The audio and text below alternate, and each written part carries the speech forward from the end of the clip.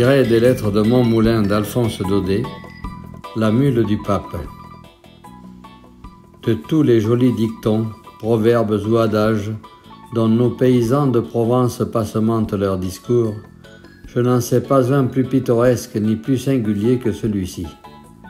À 15 lieues autour de Montmoulin, quand on parle d'un homme rancunier, vindicatif, on dit « Cet homme-là, méfiez-vous, il est comme la mule du pape qui garde 7 ans son coup de pied. » J'ai cherché bien longtemps d'où ce proverbe pouvait venir, ce que c'était que cette mule papale et ce coup de pied gardé pendant 7 ans. Personne ici n'a pu me renseigner à ce sujet, pas même Français Mamaille, mon joueur de fifre, qui connaît pourtant son légendaire provençal sur le bout du doigt.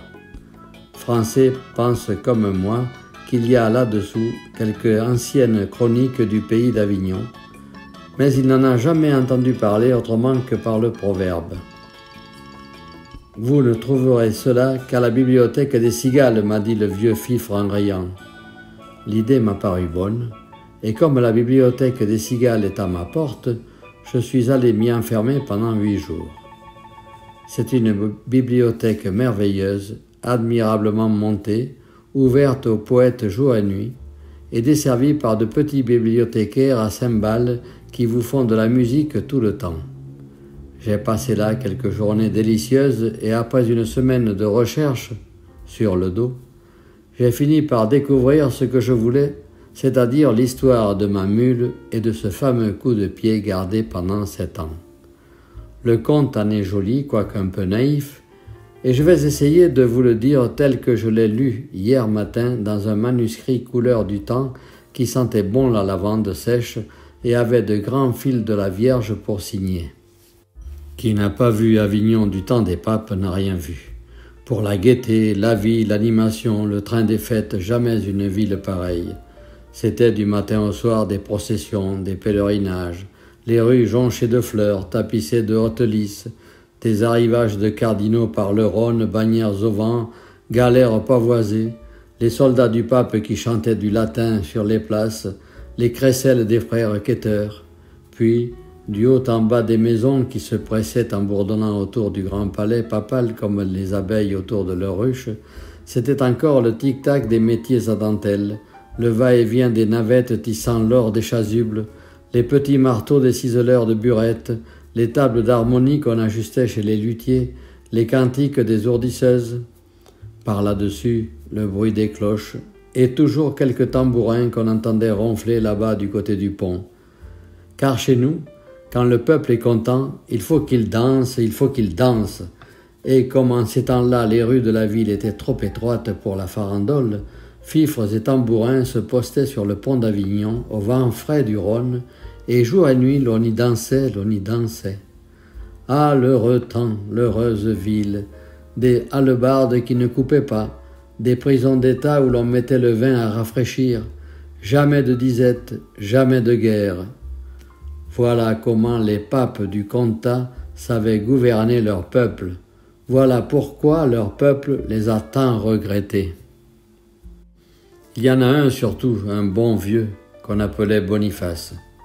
Oh, celui-là, que de larmes on a versé en Avignon quand il est mort. C'était un prince si aimable et si avenant.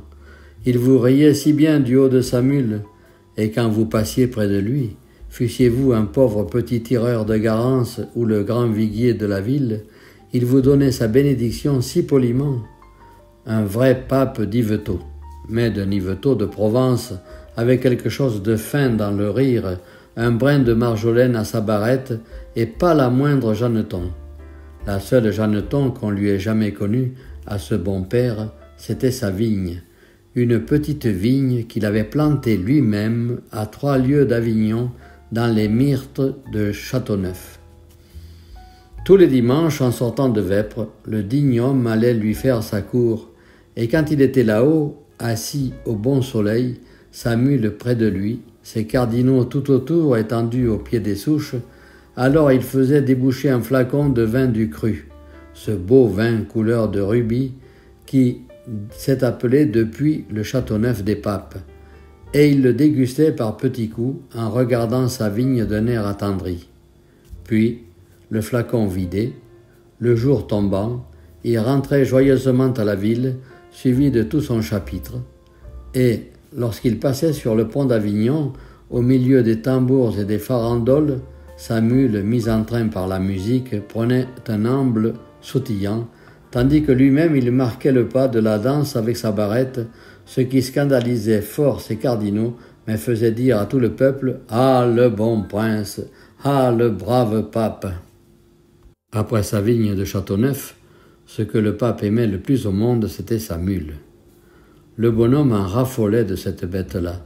Tous les soirs, avant de se coucher, il allait voir si son écurie était bien fermée, si rien ne manquait dans sa mangeoire, et jamais il ne se serait levé de table sans faire préparer sous ses yeux un grand bol de vin à la française avec beaucoup de sucre et d'aromates, qu'il allait lui porter lui-même, malgré les observations de ses cardinaux. Il faut dire aussi que la bête en valait la peine. C'était une belle mule noire mouchetée de rouge, le pied sûr, le poil luisant, la croupe large et pleine, portant fièrement sa petite tête sèche toute harnachée de pompons, de nœuds, de grelots d'argent, de bouffettes, avec cela douce comme un ange, l'œil naïf et 2 longues oreilles toujours en branle qui lui donnaient l'air bon enfant. Tout Avignon la respectait, et quand elle allait dans les rues, il n'y avait pas de bonne manière qu'on ne lui fît, car chacun savait que c'était le meilleur moyen d'être bien en cour, et qu'avec son air innocent, la mule du pape en avait mené plus d'un à la fortune, à preuve Tistet Védène et sa prodigieuse aventure. Ce Tistet Védène était dans le principe un effronté galopin, que son père Guy Védène, le sculpteur d'or, avait été obligé de chasser de chez lui parce qu'il ne voulait rien faire et débauchait les apprentis. Pendant 6 mois, on le vit traîner sa jaquette dans tous les ruisseaux d'Avignon, mais principalement du côté de la maison papale. Car le drôle avait depuis longtemps son idée sur la mule du pape, et vous allez voir que c'était quelque chose de malin. Un jour que sa sainteté se promenait toute seule sous les remparts avec sa bête, voilà mon Tistet qui l'aborde et lui dit en joignant les mains d'un air d'admiration. « Ah, mon Dieu, grand Saint-Père, quelle brave mule vous avez là! Laissez un peu que je la regarde. Ah, mon pape, la belle mule! L'empereur d'Allemagne n'en a pas une pareille. » Et il la caressait, et il lui parlait doucement comme à une demoiselle. « Venez ça, mon bijou, mon trésor, ma perle fine !» Et le bon pape, tout ému, se disait dans lui-même « Quel bon petit garçonnet, comme il est gentil avec ma mule !» Et puis le lendemain, savez-vous ce qui arriva?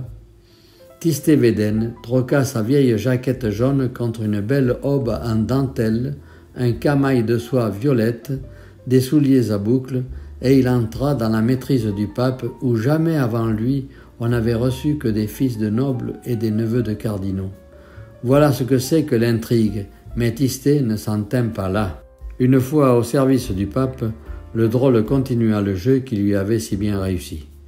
Insolent avec tout le monde, il n'avait d'attention ni de prévenance que pour la mule, et toujours on le rencontrait par les cours du palais avec une poignée d'avoine ou une bottelée de Saint-Foin dont il secouait gentiment les grappes roses en regardant le balcon du Saint-Père d'un air de dire « Hein, pour qui ça ?»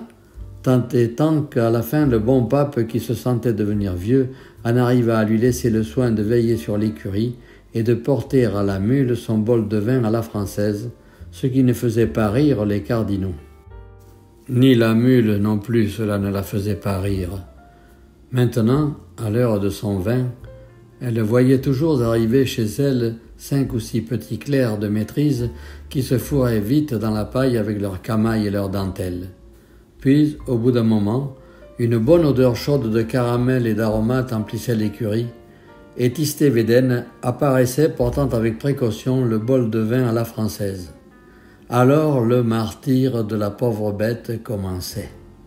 Ce vin parfumé qu'elle aimait tant, qui lui tenait chaud, qui lui mettait des ailes, on avait la cruauté de le lui apporter, là, dans sa mangeoire, de le lui faire respirer, puis quand elle en avait les narines pleines, passe, je t'ai vu. La belle liqueur de flamme rose s'en allait toute dans le gosier de ses garnements. Et encore, s'il n'avait fait que lui voler son vin, mais c'était comme des diables tous ces petits clercs quand ils avaient bu. L'un lui tirait les oreilles, l'autre la queue, Quiquet lui montait sur le dos, Béluguet lui essayait sa barrette, et pas un de ces galopins ne songeait que d'un coup de rein ou d'une ruade, la pauvre bête aurait pu les envoyer tous dans l'étoile polaire et même plus loin. Mais non, on n'est pas pour rien la mule du pape, la mule des bénédictions et des indulgences. Les enfants avaient beau faire, elle ne se fâchait pas, et ce n'était qu'à Tistet Védène qu'elle en voulait. Celui-là, par exemple, quand elle le sentait derrière elle, son sabot lui démangeait, et vraiment il y avait bien de quoi. Ce vaurien de Tistet lui jouait de si vilains tours, il avait de si cruelles inventions après boire. Est-ce qu'un jour il ne s'avisa pas de la faire monter avec lui au clocheton de la maîtrise, là-haut, tout là-haut, à la pointe du palais? Et ce que je vous dis là n'est pas un conte, 200 000 Provençaux l'ont vu. Vous figurez-vous la terreur de cette malheureuse mule lorsque, après avoir tourné pendant 1 heure à l'aveuglette dans un escalier en colimaçon et grimpé je ne sais combien de marches, elle se trouva tout à coup sur une plateforme éblouissante de lumière et qu'à 1000 pieds au-dessous d'elle, elle aperçut tout un Avignon fantastique, les baraques du marché pas plus grosses que des noisettes, les soldats du pape devant leur caserne comme des fourmis rouges, et là-bas, sur un fil d'argent, un petit pont microscopique où l'on dansait, Ah, pauvre bête, quelle panique! Du cri qu'elle en poussa, toutes les vitres du palais tremblèrent. « Qu'est-ce qu'il y a? Qu'est-ce qu'on lui fait » s'écria le bon pape en se précipitant sur son balcon. Tistet Védène était déjà dans la cour, faisant mine de pleurer et de s'arracher les cheveux. « Ah, grand Saint-Père, ce qu'il y a que votre mule, mon Dieu, qu'allons-nous devenir? Il y a que votre mule est montée dans le clocheton. » « Toute seule? » ?»« Oui, grand Saint-Père, toute seule. Tenez, regardez-la, là-haut. Voyez-vous le bout de ses oreilles qui passe? On dirait 2 hirondelles. »« Miséricorde, dit le pauvre pape en levant les yeux.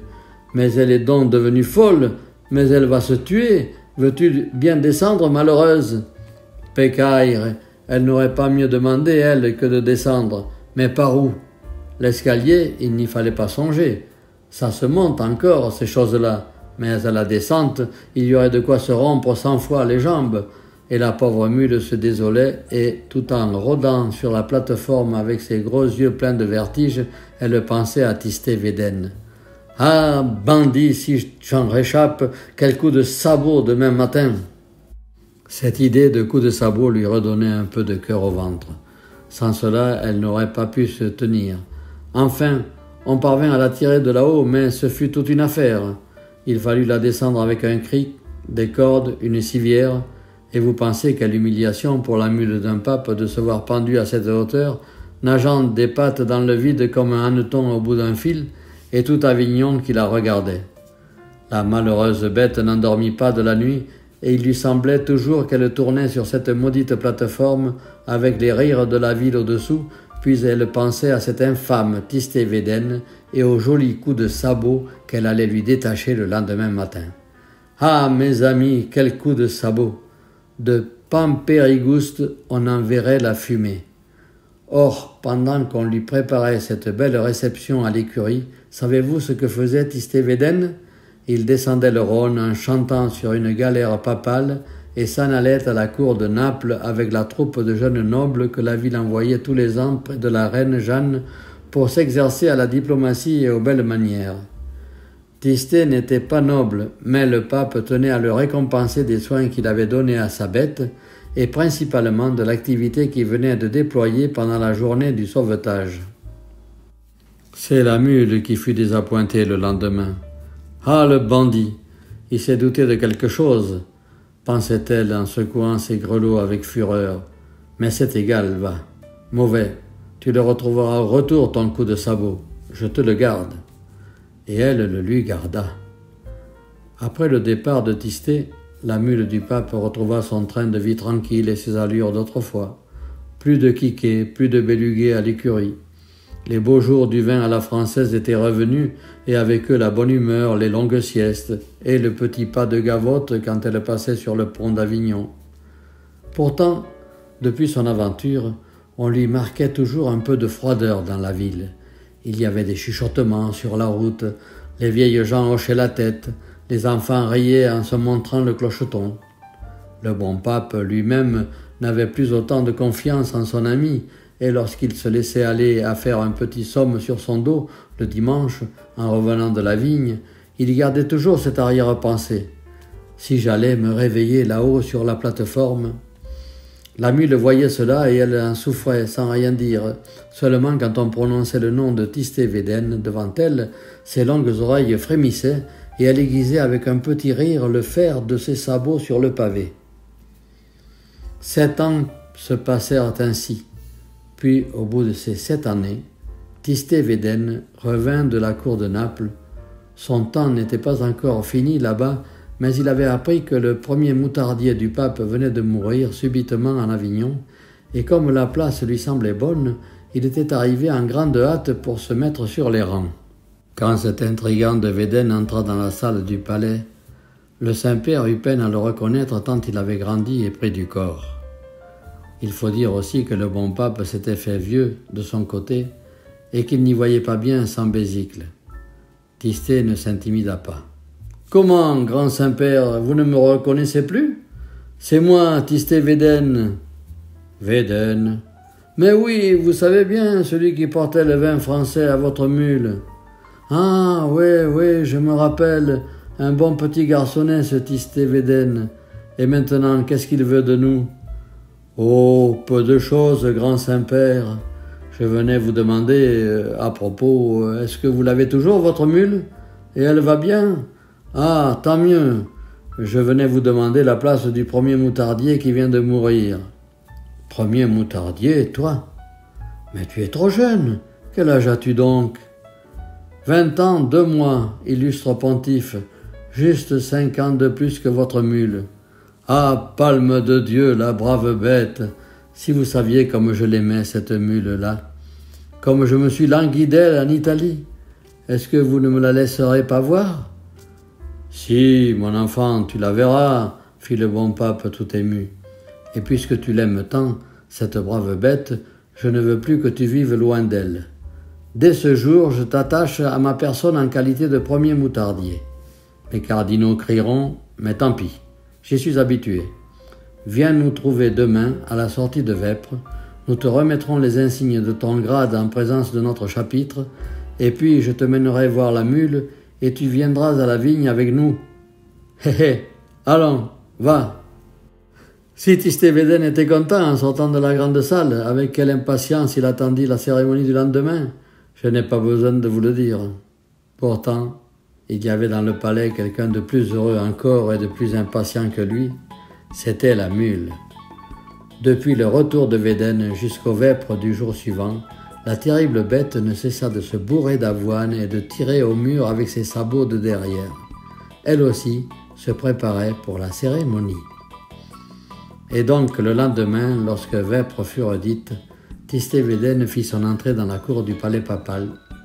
Tout le haut clergé était là, les cardinaux en robe rouge, l'avocat du diable en velours noir, les abbés de couvent avec leurs petites mitres, les marguilliers de Saint-Agricot, les camailles violets de la maîtrise, le bas clergé aussi, les soldats du pape en grand uniforme, les 3 confréries de pénitents, les ermites du Mont Ventoux avec leurs mines farouches et le petit clerc qui va derrière en portant la clochette, les frères flagellants nus jusqu'à la ceinture, les sacristains fleuris en robe de juge, tous, jusqu'au donneur d'eau bénite, et celui qui allume et celui qui éteint.